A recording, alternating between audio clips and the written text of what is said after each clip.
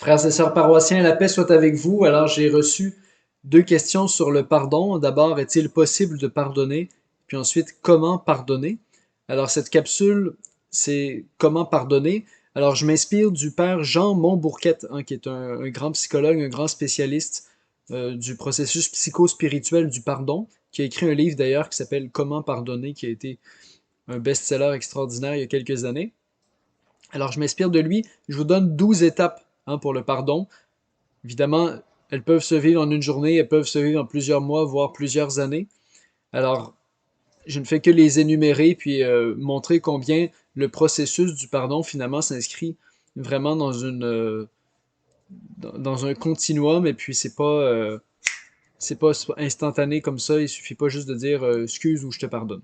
Alors, je vous donne les 12 étapes que le père Montbourquette donne, sachant que le pardon, ce n'est pas d'oublier et ce n'est pas non plus de vivre dans le déni, mais c'est vraiment d'accueillir, hein, l'offense et puis d'aller devant.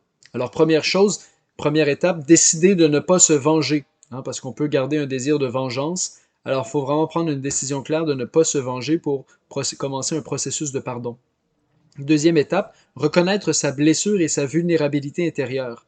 Souvent, ce qui nous blesse dans l'offense, c'est le fait que finalement, nous sommes mis à nu dans une de nos vulnérabilités.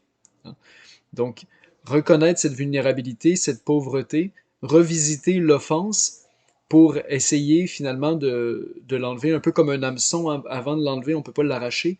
On peut l'enfoncer un petit peu plus, mais on finit par l'enlever. Donc cette étape-là ne fait pas forcément du bien, hein, reconnaître sa blessure et sa vulnérabilité, mais c'est nécessaire pour avancer. Troisième étape, partager sa blessure avec quelqu'un, que ce soit un bon ami, un prêtre, un psychologue, des parents, un parrain. Donc vraiment de partager avec quelqu'un dont on sait que qui portera pas de jugement, hein, qui sera pas quelqu'un de moralisateur, qui sera pas quelqu'un qui va donner tout de suite des conseils, hein. C'est un peu un classique, hein, tout de suite donner des conseils, c'est le piège numéro un pour ceux qui écoutent. Alors ici, partager sa blessure avec quelqu'un et avec quelqu'un de confiance, puis que vous savez qu'il va pas tout de suite vous donner un paquet de conseils ou commencer à vous à vous dire ah ben telle personne est mauvaise, tout ça, tu devrais faire telle chose. Non, non. Quelqu'un qui écoute. Quatrième étape, bien identifier sa perte, hein, pour en faire le deuil. Par exemple, s'il y a quelque chose de profondément blessé dans la relation entre une mère et sa fille, eh bien, il y a peut-être quelque chose qui est vraiment irrémédiablement perdu, une parole qui a été dite qui on peut pas revenir en arrière, et donc il y a une vraie perte de confiance, par exemple, mais il est possible d'avancer avec ça. Pas de l'oublier, mais d'avancer. Cinquième étape, accepter sa colère et son envie de se venger. C'est-à-dire qu'il ne faut pas refouler l'envie de se venger ou de la colère.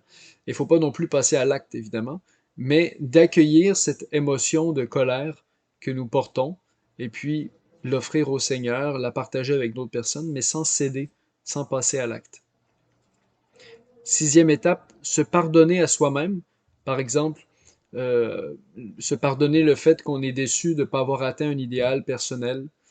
Se pardonner à soi-même le fait que on a peut-être eu des paroles qui ont été dites sur nous dans notre enfance par des parents, par des grands-parents, par des amis qui étaient blessantes. Eh bien, se pardonner ces paroles qu'on a laissé avoir de l'emprise sur nous. Donc, se pardonner à soi-même. Septième étape, commencer à comprendre son offenseur. Ça, c'est très important, hein. Il y a vraiment un- cette étape-là est vraiment nécessaire pour passer au pardon.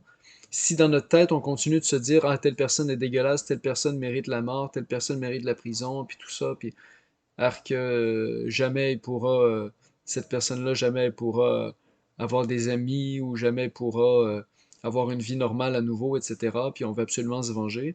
Ben, en fait, c'est pas possible de pardonner, comme vous savez. Et il faut entrer dans une connaissance de l'autre personne sans forcément lui parler, mais d'essayer de voir, tiens, c'est vrai que telle personne a eu tel conditionnement. Hein, elle vient d'une famille, par exemple, alcoolique, donc lui ou elle est alcoolique aussi. Ou elle vient ou il vient d'une famille violente, et donc c'est pour ça qu'il est aussi tenté assez souvent par la violence. Bon, des choses comme ça, de comprendre les conditionnements, les blessures de la personne, pas pour les excuser, mais pour comprendre que finalement, euh, la personne n'est pas pleinement libre non plus. Trouver le sens, huitième étape, trouver le sens de la blessure dans notre propre vie.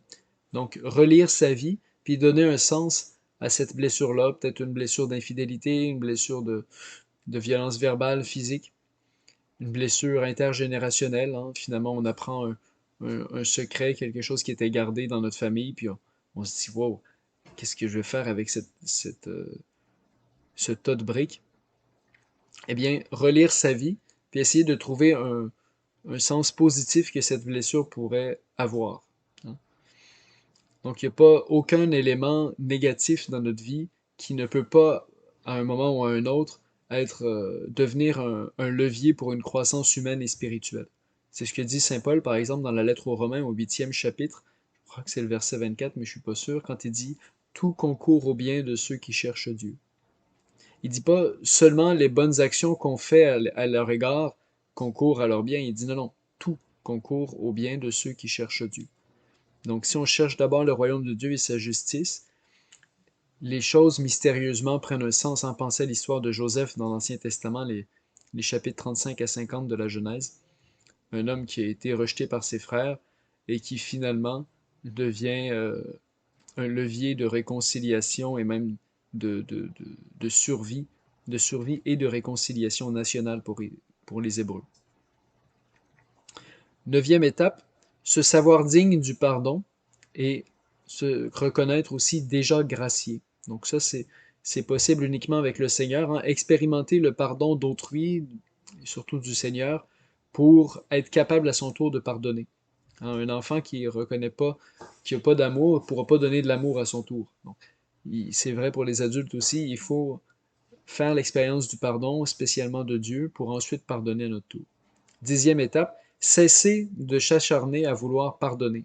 Ça peut être quelque chose aussi, on se dit, il faut que je pardonne, il faut que je pardonne, je suis chrétien, il faut que je pardonne, je prie notre Père, je dois pardonner, hein, de manière un peu volontariste. C'est vrai qu'il faut pardonner, et en même temps, l'accueillir dans un cœur libre, euh, et de sentir que c'est vraiment le primat de la grâce qui nous lance dans le pardon, et non pas nous-mêmes par nos propres forces, parce que ce ne sera pas un véritable pardon.